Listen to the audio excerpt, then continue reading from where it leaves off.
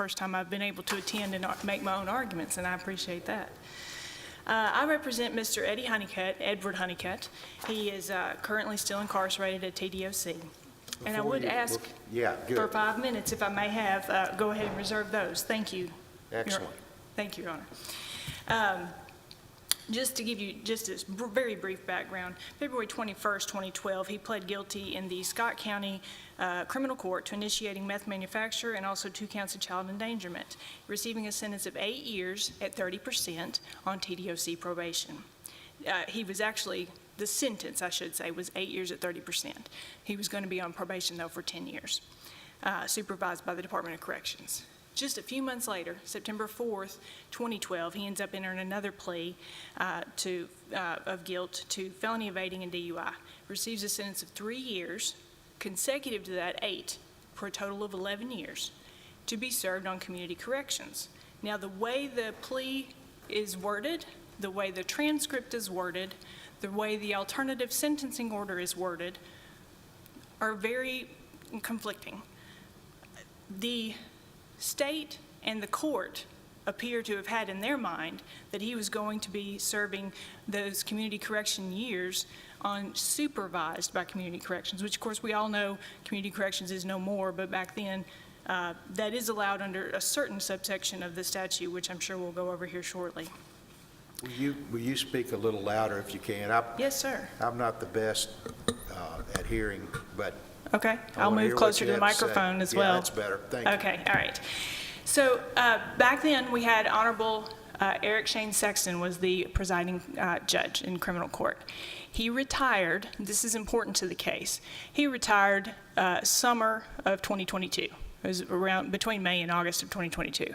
And the last decision that Judge Sexton was able to make in this case was telling the defendant, we've got to send this to TDOC for them to calculate your sentence, and if it's not right, we'll get you right back in here and we'll get it straight. Because there was so much confusion over Mr. Honeycutt's sentence. Now, Mr. Honeycutt did have an attorney the first time he pled. He had appointed counsel. He's indigent. He's mostly illiterate. He's not a well-educated person. But when they went over the plea, I think you'll see in my brief that I've made arguments concerning that. But basically what I'm asking y'all to do here today is right or wrong and correct an injustice, because the intent of the court is clear. This is not like most of the cases that we've seen. I mean, I've studied a lot of the research on Tennessee law concerning these similar issues. A lot of the cases you see do not have this much detail in the record. We have 12 years of record establishing what the intent of the court was. And it's very clear from the record that Judge Sexton intended to put him on straight community corrections, not supervised by community corrections, because he says it multiple times. And the first time he said it was April 10th, 2017, so that's 5 years in. Judge Sexton says, okay, here's where we're heading on this, May 22nd. Now keep in mind, Mr. Honeycutt is before him on a violation of community corrections filed by his community corrections officer and is just listening. He doesn't have an attorney and is just listening. So Judge Sexton says, okay, here's where we're heading on this. On May 22nd, he's going to come back. On that day, we're going to figure out a path to end this thing well. My intent is to put Honeycutt on a sentence. My intent on a sentence this long is to get him on corrections.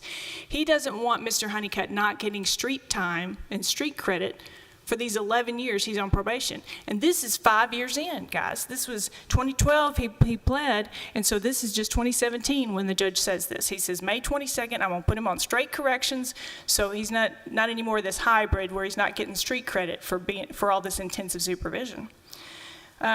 And the judge said that, so that's his intent there. Next, he says, this is on September 7th, 2021, 4 years later, it would frankly be unjust, he uses those words, to not give the defendant the street credit that he's entitled to for these 9 years he's been on community corrections. October 25th, 2021, just a month later, the defendant is back in front of him. Just again, he's not gotten out of jail. He's still discussing the same violation of community corrections. When the judge notes, we've tried to reverse this as we caught it. The judge had a scheme whereby they were supervised but also on community corrections. but it was failing, and it particularly and loudly failed in this defendant's case because he had 11 years looking at being intensely supervised, yet not getting 1 day of jail credit for it. Now, I contend, of course, my client didn't know that, and he's being talked, when he goes into court every time, because he doesn't have a lawyer, he's being talked around. You know, they're talking around him, but they're not talking to him. If you look at the plea transcripts from September 4th, 2012, when this first originated, you know, he's still, Judge Sexton uses the words, you will be placed on community corrections for those last 3 years after you serve the 8 unsupervised.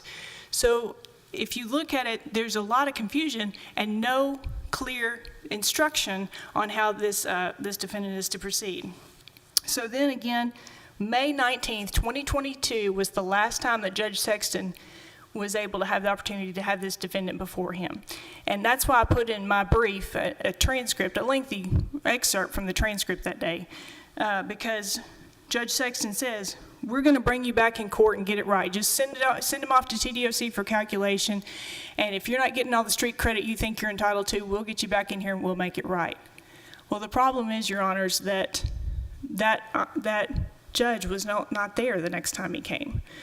By the time that Mr. Honeycutt's family reached out to me and said, you know, he's not getting his street credit that he's entitled to, Judge Sexton was no longer on the bench.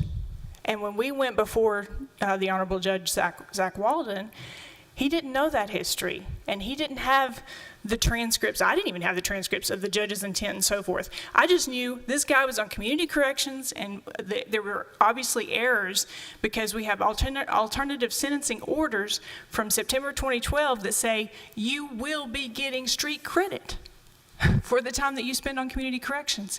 That, Your Honors, was signed by my client, by Edward Honeycutt, and the judge. It's a contractual agreement. You don't have this in any, it also says this is a court order, this is a sentencing order. You don't have that in any of these cases that we read, you know, that are coming before y'all, that are unpublished and that the state cited. You don't have that much detail of where a defendant has been promised street credit. A lot of orders to the contrary and a lot of transcription of the judge saying his intent was not to wait 5 more years to put him back on community corrections. Well, the thing was, when I was... And respectfully, Your Honor, every time he violated community corrections, there's also a box, that's what I can explain to you, Your Honor, is on the alternative sentencing order from September 4th, 2012 that, yes, I'm not going to my client's intent. I'm just saying that is the court. It says this is a sentencing order. You will receive, and it even cites the statute, you will receive jail credit for the time that you were spending on this program and in this program. It's run consecutive, the court could that, set those. And they can. But there's case law, Your Honor, that says when the transcript of the proceedings that day, on the day of plea, September 4th, 2012, and the paperwork conflict, you go with the transcript, right? And the judge on September 4th, if you look at the transcript, says, and the remainder, after you've served your 8 years, unsupervised, the remainder on community corrections. He doesn't say supervised by community corrections. He says the remainder on community corrections. So it is clear as mud, Your Honor. And it's based on the transcript, it's based on the court orders So and the judgment orders. The last 3 years he should get jail credit. I'm saying you pick when he was to come off, and I hate to say that, but that's the clear intent of the court. That's how they left it. April 10th, 2017 is the first indication that we see that the judge, I'm not a mathematician or an accountant, I'm a lawyer. And I just leave it up to the honorable court. The record, Your Honor, is different, Your Honors, is different because it's replete with the courts are responsible for straightening out the sentences, not TDOC, not sentence management. And the case law says that. You know, the courts have the duty to tell TDOC what is his sentence. And if they don't tell it right, the calculations sure don't come out right. And Mr. Honeycutt is still in to fix it and just wasn't able to fix it because of his retirement.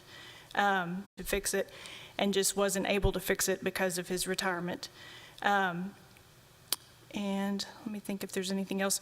I think the rest, if I could just reserve a couple more minutes for rebuttal, then I'll save it for that. Thank you. Thank you, Your Honors. Is Mr. Honeycutt serving at TDOC now? He is TDOC custody, but he is housed at Scott County Jail. It just happens to be housed at Scott County Jail.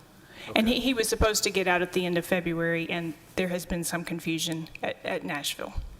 And Judge Walden, you're saying the time he had a shot at it that's ended us up here, these transcripts and comments and promises and everything that the earlier judge, whose name just jumped out of my head. Judge Sexton. Judge Sexton, right. I just didn't, General, good morning. Good morning, Your Honors. May it please the court, Alan Groves on behalf of the state. This court should affirm because the trial court properly denied the Rule 36 motion. There were no clerical mistakes in the original judgments. So in February 2012, the defendant pled guilty. So the first sentence that was initially supervised by TDOC was now going to be supervised by Community Corrections, and then the new criminal charges where he got the 3 years that were consecutive to the existing sentence of these sentences. Now, later on in the transcript, the trial court says that he would be placed on probation, supervised by Community Corrections, split confinement of 2 days on this case, with credit from the 25th of July to the 27th of July, and then the balance will be... Or street time, something to that, but as if he were on Community Corrections. Where is that in writing in the earliest documents? There's an alternative sentencing order, Your Honor, that was entered the same day as the September 2012 judgments. So the first instance, I guess, is that the first time? Where we see that language used, Right. yes, Your Honor, is the alternative sentencing order, which was, again, sentence component of the form where the court is laying out basically the conditions of his supervised release. I see it. Which kind of makes sense because he's being supervised by Community Corrections. And it's pretty clear when you look at the totality of the record that this was a template form that is often used for Community Corrections sentencing. Making clear this is what the court wants? No, I don't recall any handwritten notes on the alternative sentencing order that would have kind of clarified that it's really a probation. But the alternative sentence was. It's probation supervised by, the alternative sentence was. It's probation supervised by Community Corrections. The only possible ambiguity that you could point to in the transcripts is that statement I referenced from, oh, maybe this isn't fair that you're not receiving the day credit because you are on probation, and so I'm going to convert you to Community Corrections. But that doesn't tell us whether there was a clerical mistake in the original judgments. So I don't think that there's any merit to that argument. I want to make sure I'm hitting all of the points the defendant raised. The last thing is that in the defendant's brief, there's a little bit of discussion about whether the first probationary sentence had expired. And I just wanted to point out that's not an issue that has been raised in the trial court. And it wouldn't even be a proper thing for this court to look at under a Rule 36 motion. The only issue before the court is whether there's a clerical mistake in the original judgments. And we've shown that that's just not the case. The trial court did not abuse its discretion in denying Rule 36 relief here. So when was the defendant officially, according to the records, officially put on Community Corrections? October 25th, 2021. 2021? Yes, Your Honor. And that was done by Judge Sexton? I believe so. If the court doesn't have any other questions, we respectfully ask you to affirm the judgment of the trial court. Thank you, General. Rebuttal argument? Thank you, Your Honors. With respect to the plea form that Mr. Groves argues is so clear, it says on there, alternative sentencing. It's got boxes you can check. And then the X'd out box says probation dash supervised by Community Corrections 3 years, which shall commence upon the completion of probation in the prior case. So again, the prior case being the 8 years at 30%. So, and that makes sense. That's where they all get 11, and then when they're going through trying to figure out how he got to 11, that the judge and the DA can't hardly figure it out. So No, wait, so based on that, you have 8 years supervised by Department of Correction. it also says, under the plea, it says the defendant submits to first violation in 10021 and shall serve so many days. Upon release, he is to be placed on probation. In the box under where it says plea agreement, what you're pleading to, it says upon release, he's placed on probation supervised by community corrections. Then it says this 3 goes on the end of the 8. But you're right. I mean, I'm just trying to say it's not as clear as what he said. It's very ambiguous. And then the actual transcript from where Judge Sexton is telling him says, then at the last 3 are on, he doesn't say the last 3, but he says the remainder of your sentence after the first day. He talked about, because he was referring to the statute itself, and he stopped at saying that supervised by corrections is allowed. The statute itself says in conjunction with a suspended sentence. But if I'm not mistaken, and correct me if I'm wrong, I mean, community corrections, part of the reason you get jail credit for day actually being in this intensive program is because you're also subject at the same time to having your sentence revoked and extended. That's not a suspended sentence.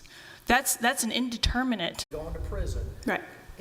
You're basically considered in prison, but you're not in prison. That's right. And that's why you get street cred. That's right, and it's also designed for nonviolent offenders, which Mr. Honeycutt was. And so that's my point, is that he was getting all that intensive probation and he was still subject to having his sentence revoked. Well, I disagree And with you extended. there, because if he's on, the downside, if you put somebody on, because I used to do it, you put people on community corrections because you want them to get some more intensive supervision is the theory behind it. But you can't increase their punishment because it's a probation sentence. But they don't get street credit. So it's kind of, if I put them on community corrections and they mess up, I could then increase their punishment after hearing. But if I leave them on probation, I can't do that. I can't increase their punishment. I understand that, Your But Honor. they don't get street credit.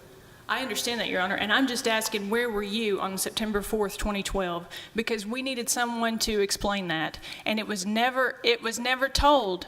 I understand that, and we understand that because we're in the business, but if you look at this record, it has never been told to him that he will not get street credit. What's been told to him was just the opposite, until But after again, the plea. This is a correction of, it's not what he understands.